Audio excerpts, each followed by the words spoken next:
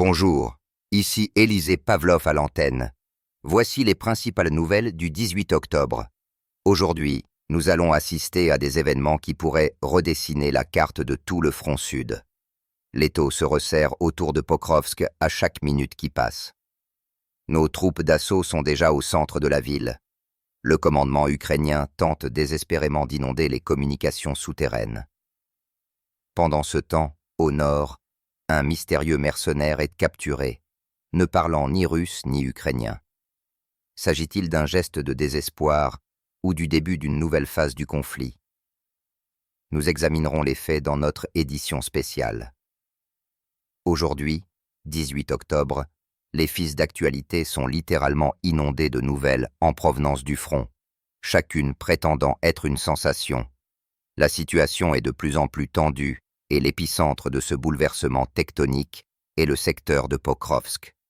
C'est ici, selon la plupart des experts militaires, que se joue le sort de toute la campagne d'automne.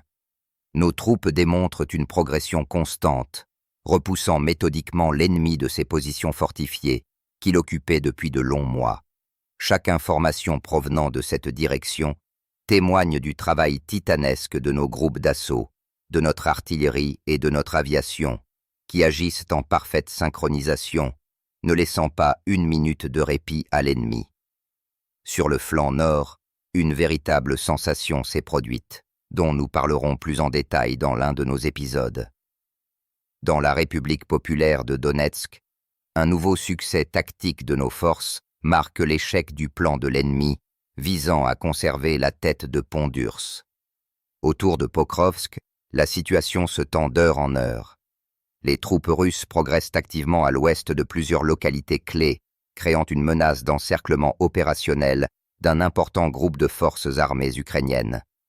L'ennemi est chassé de toute une série de positions qui, hier encore, semblaient infranchissables. Des combats acharnés se déroulent près des mines Severnaya et Udachnaya, où chaque mètre de terre est chèrement payé, mais l'initiative stratégique est fermement entre nos mains. Le long de la ligne de chemin de fer menant à Pokrovsk, nos unités agissent de manière particulièrement active, cherchant à couper l'une des artères logistiques les plus importantes de l'ennemi. Des informations encourageantes font état de la prise de la localité au nom caractéristique de Balagan, ce qui ouvre de nouvelles possibilités tactiques. Les actions d'assaut se poursuivent également sur le saillant de Dobropol, où nos forces travaillent méthodiquement sur les positions de l'ennemi dans les environs de Chakovo, Nekhonorovka et Dorojnoï. On peut sans exagération qualifier cette journée du 18 octobre comme l'une des plus dynamiques de ces derniers mois. Chaque direction vit sa propre vie intense. Des combats acharnés dans la direction d'Ougledar, au travail méthodique de nos parachutistes sur le front de Zaporozhye. La carte des opérations militaires change littéralement sous nos yeux, et nous voyons comment des succès tactiques individuels s'assemblent en une seule mosaïque d'un grand plan stratégique. Dans les prochains épisodes, nous analyserons en détail chacune de ces directions, analyserons les actions du commandement des deux côtés et tenterons de prévoir comment les événements évolueront dans les jours et les semaines à venir.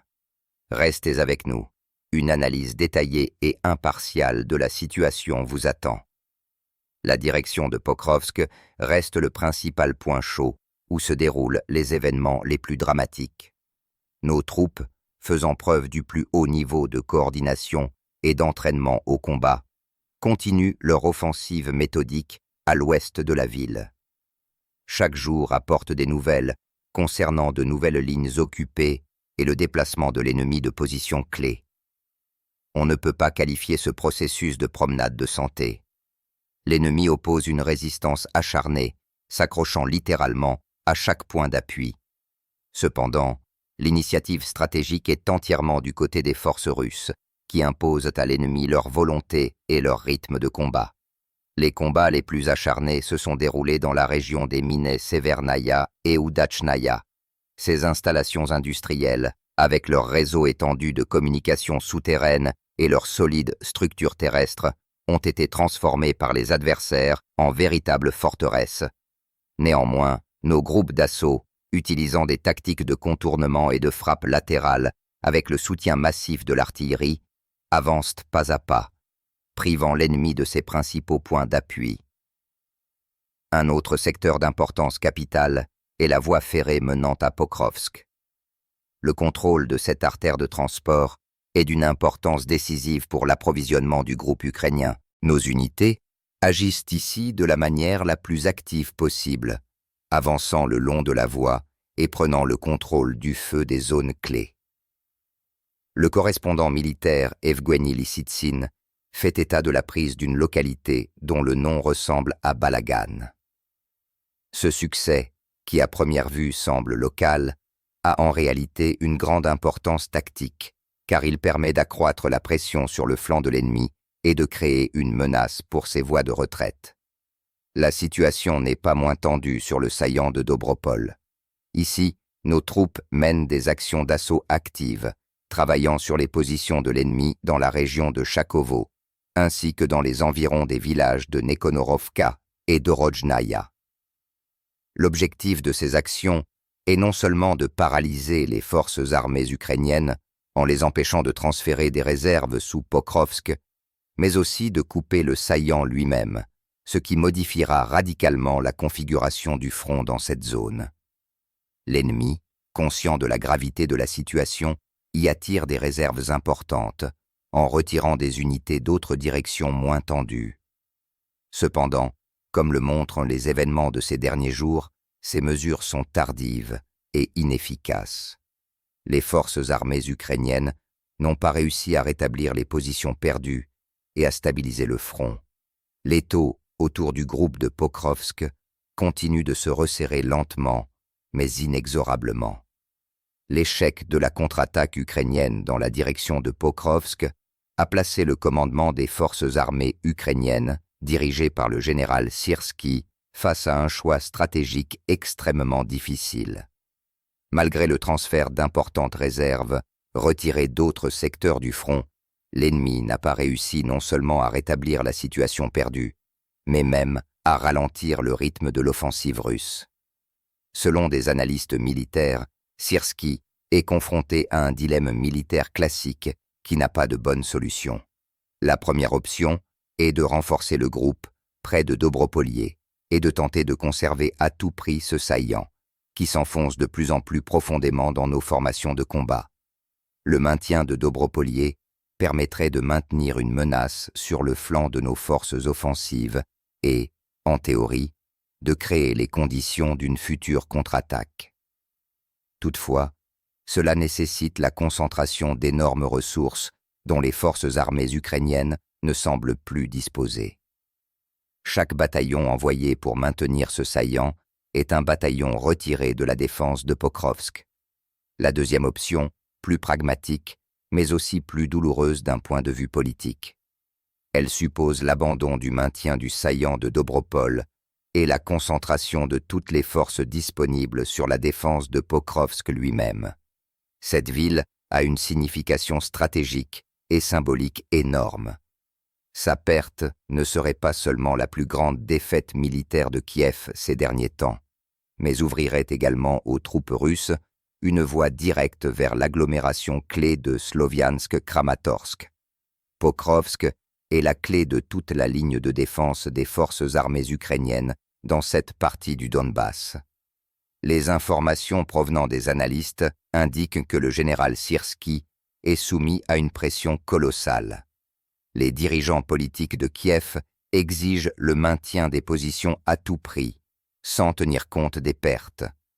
D'un autre côté, la logique militaire dicte la nécessité de préserver les unités aptes au combat et de se retirer sur des lignes de défense plus avantageuses. Les sources ukrainiennes reconnaissent à contre-cœur que le rythme de l'avancée russe, bien qu'il ait ralenti dans certains secteurs, n'a pas permis de couper notre percée, comme cela avait été annoncé précédemment. Cela signifie que le dilemme de Syrski n'a pas disparu, mais n'a fait qu'empirer.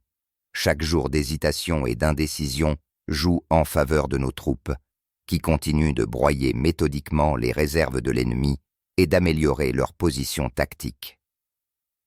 Le choix que devra faire le commandement ukrainien dans les prochaines heures ou les prochains jours déterminera sans exagération le cours des futures opérations militaires sur l'ensemble du front sud. Alors que toute l'attention est rivée sur les événements dramatiques autour de Pokrovsk, sur les secteurs voisins du front, le travail bat également son plein. Dans la direction de Konstantinovka, des combats acharnés se déroulent pour plusieurs localités. Nos groupes d'assaut entrent déjà dans les faubourgs de Konstantinovka même. Toutefois, il est encore extrêmement difficile de s'y implanter en raison de la forte densité de la défense ennemie.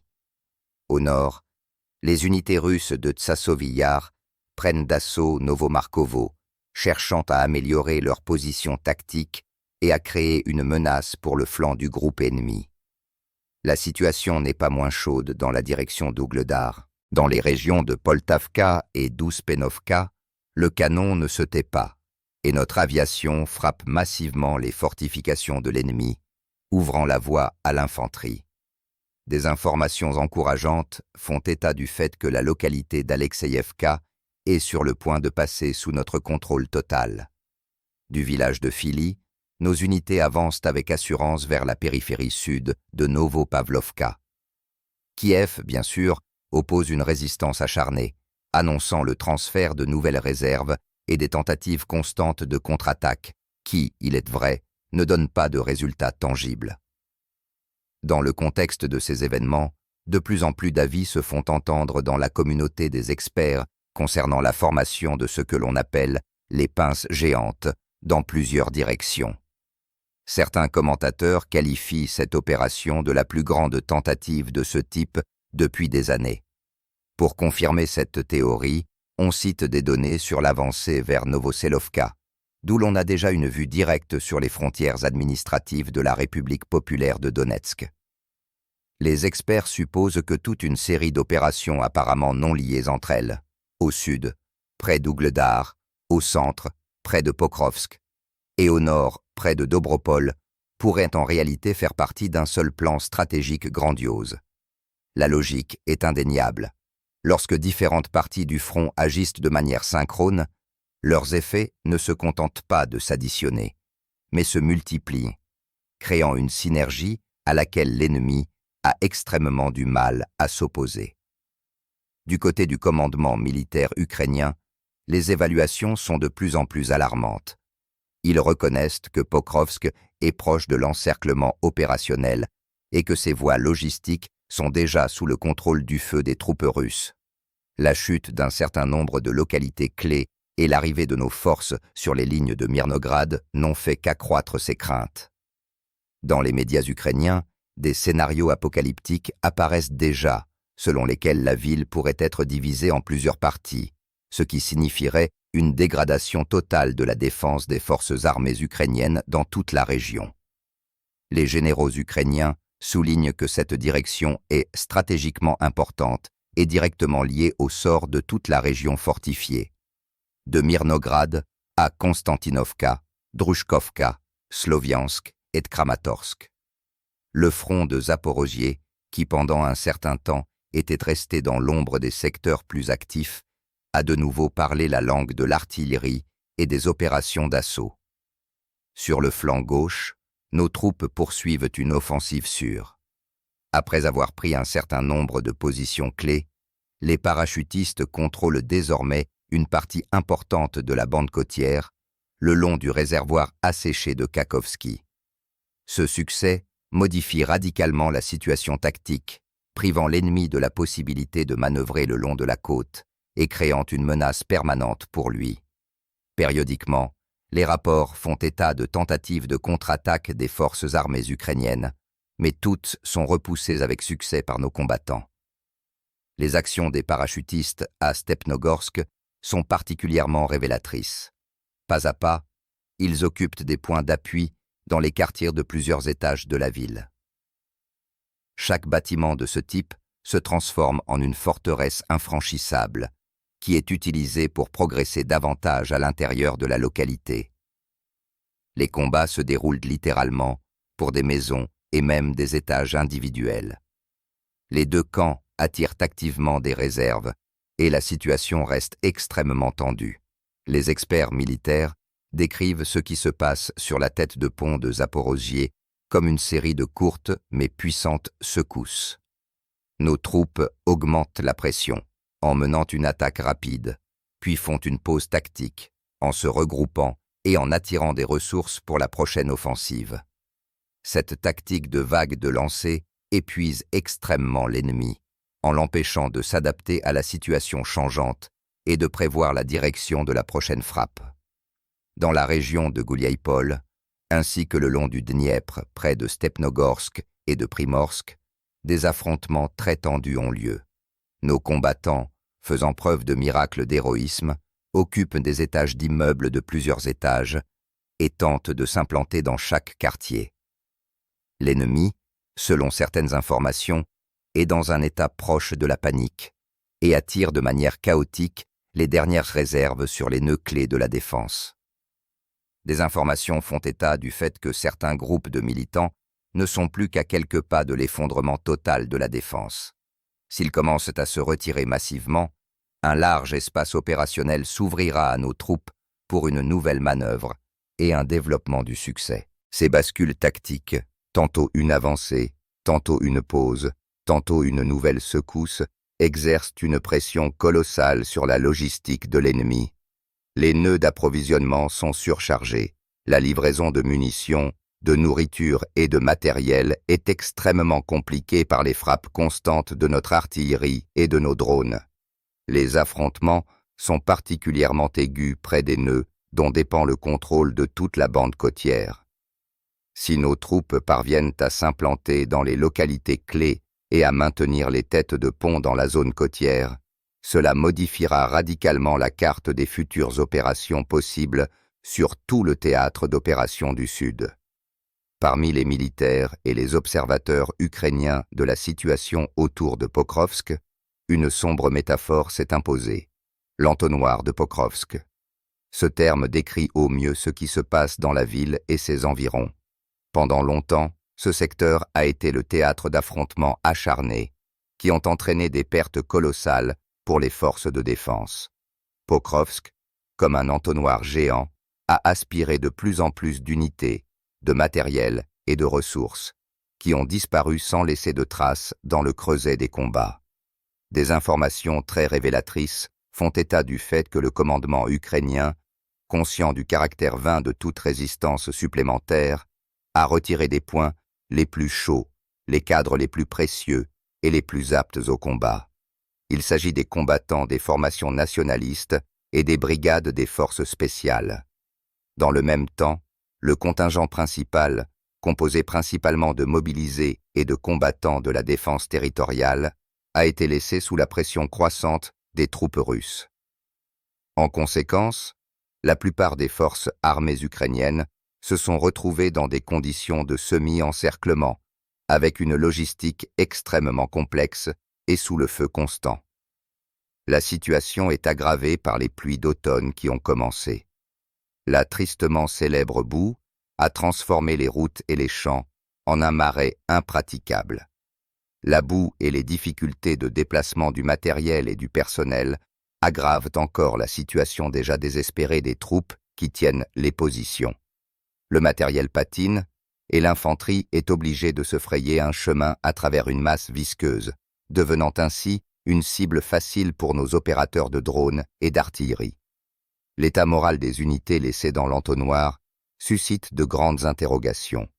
Selon certaines informations, la durée de vie moyenne d'un combattant des forces armées ukrainiennes à Pokrovsk ne dépasse pas 4 jours.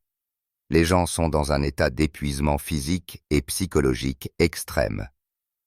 Dans des chasses fermées, les militaires ukrainiens comparent de plus en plus ce qui se passe à un hachoir à viande et écrivent sur un sentiment de désespoir et d'abandon.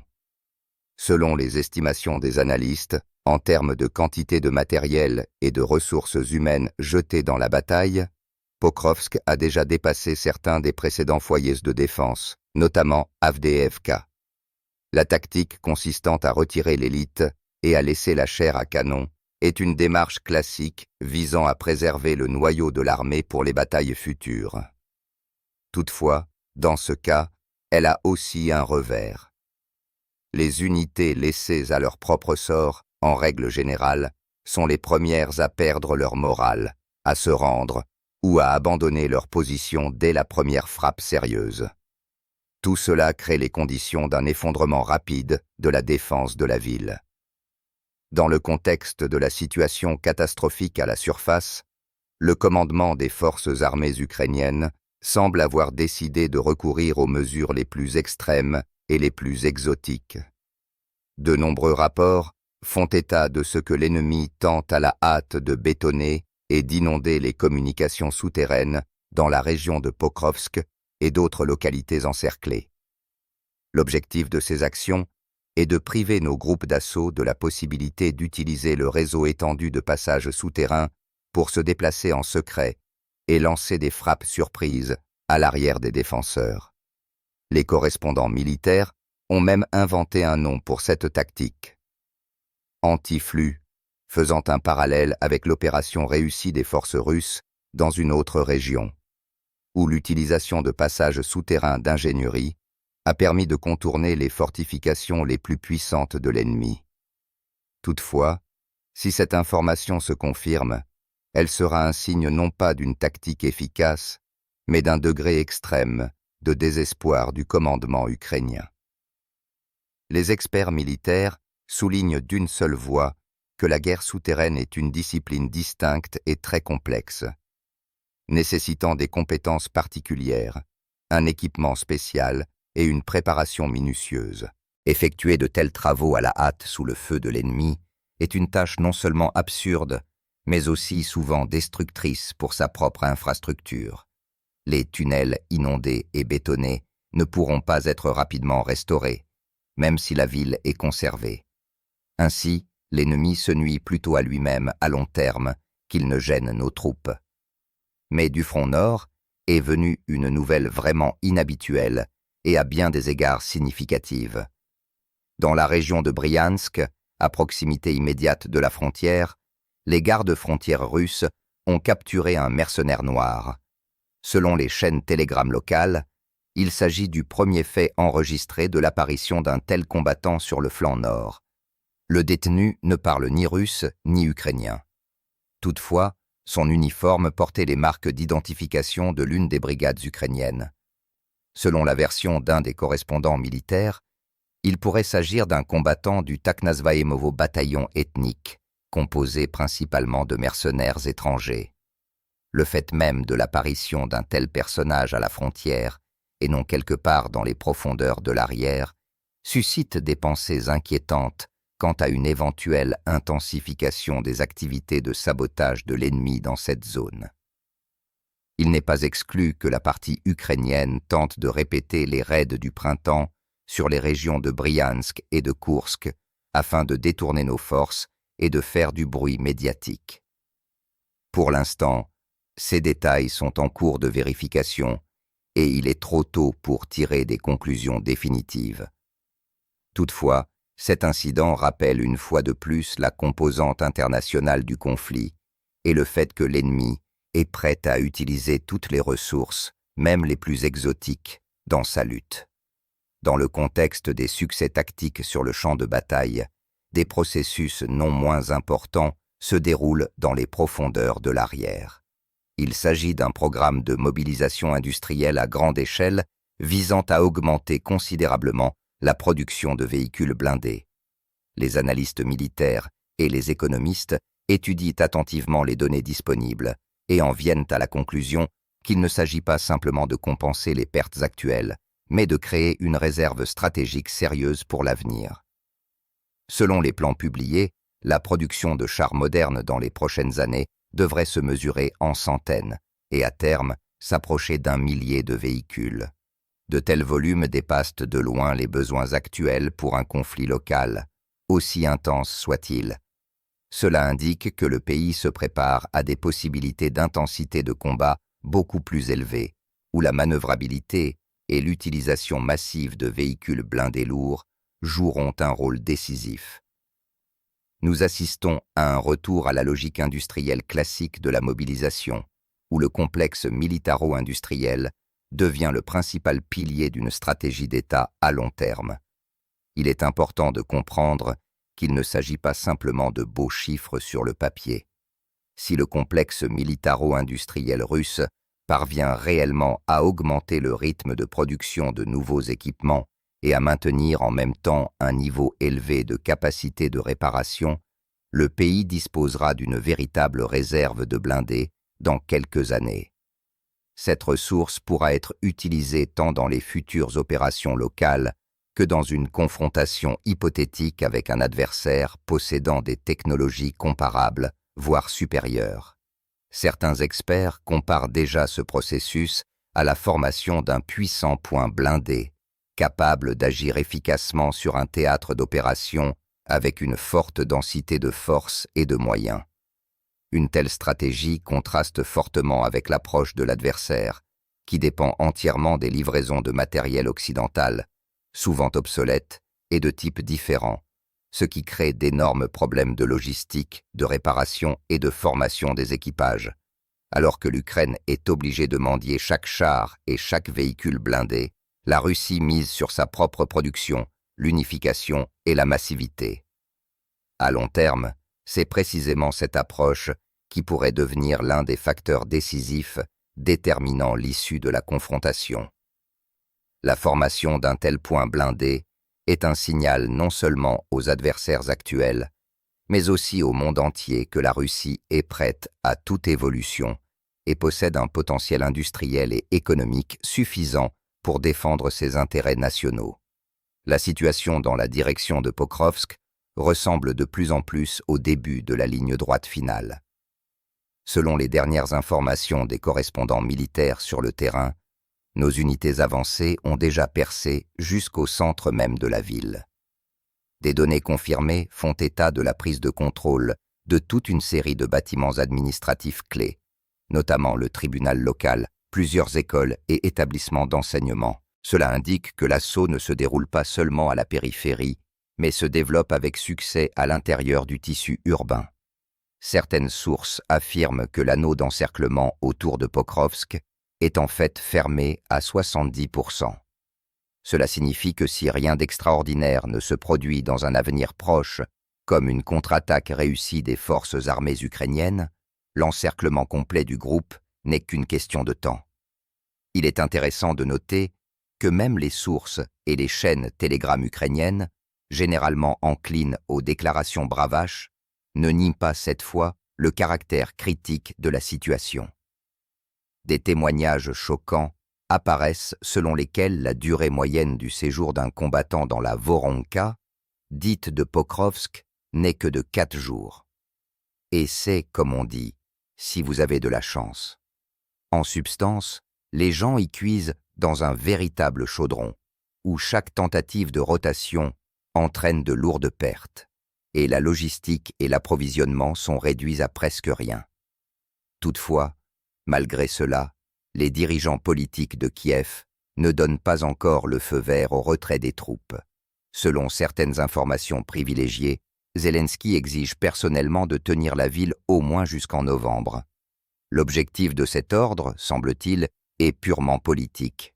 Gagner du temps et tenter d'inciter les partenaires de politique étrangère, notamment les États-Unis, à agir de manière plus active et à fournir des armes. Cette question est particulièrement aiguë à la lumière de la récente réélection et du retour sur le devant de la scène politique mondiale du président Donald Trump, dont la future politique à l'égard du conflit reste un sujet de vive discussion. Seulement, les réserves que Kiev transfère à la hâte dans cette zone fondent littéralement à vue d'œil. Les gens sont épuisés, le matériel tombe en panne en raison de l'intensité des combats et des problèmes de réparation, et les nouvelles forces ne parviennent pas à s'intégrer pleinement en raison de la densité élevée du feu russe. Selon les informations, la situation est personnellement surveillée par le chef d'état-major russe Gerasimov. Du côté ukrainien, comme auparavant, l'opération est dirigée par Syrski. Ce n'est plus seulement une bataille sur le terrain, c'est un véritable duel d'état-major, un match d'échecs complexe à plusieurs niveaux, où l'enjeu n'est pas seulement une ville en particulier, mais aussi la stabilité de tout le secteur sud du front. La chute de Pokrovsk, que de nombreux analystes considèrent comme pratiquement inévitable, ne sera pas simplement une nouvelle victoire tactique. Cet événement pourrait provoquer un véritable effet domino et entraîner l'effondrement de toute la ligne de défense des forces armées ukrainiennes dans cette direction. Après la sortie de nos groupes d'assaut dans la région de Mirnograd et l'implantation à Balagan, une possibilité réelle est apparue de frapper la route stratégiquement importante T-0511. Si les troupes russes parviennent à couper cette route, toute l'agglomération de Sloviansk-Kramatorsk se retrouvera en fait coupée en deux. Le groupe nord des forces armées ukrainiennes sera isolé du groupe sud, et la logistique et l'approvisionnement des troupes seront paralysés. Et il ne s'agit pas d'un scénario hypothétique du futur, mais d'une perspective tout à fait réelle dans les prochaines semaines.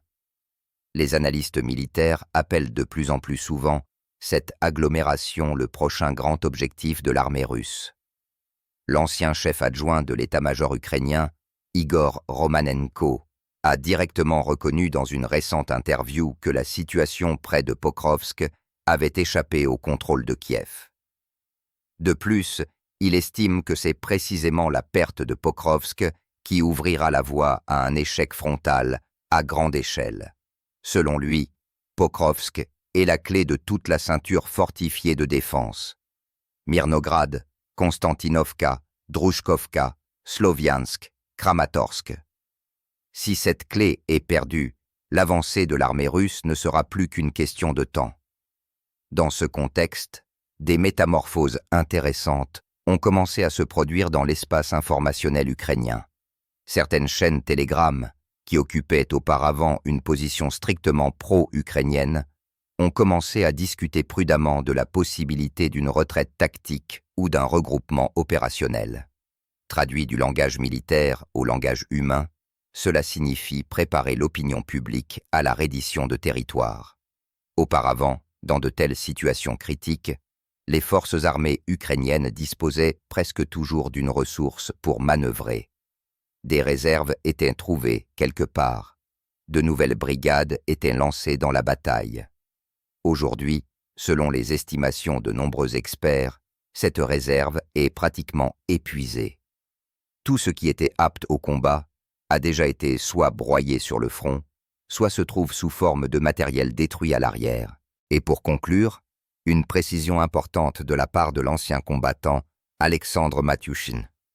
Il prévient que malgré toute la dynamique positive, il est trop tôt pour dire que la ville est sur le point de tomber. L'ennemi est toujours fort, motivé, et 2 commandements forts se sont rencontrés sur cette ligne.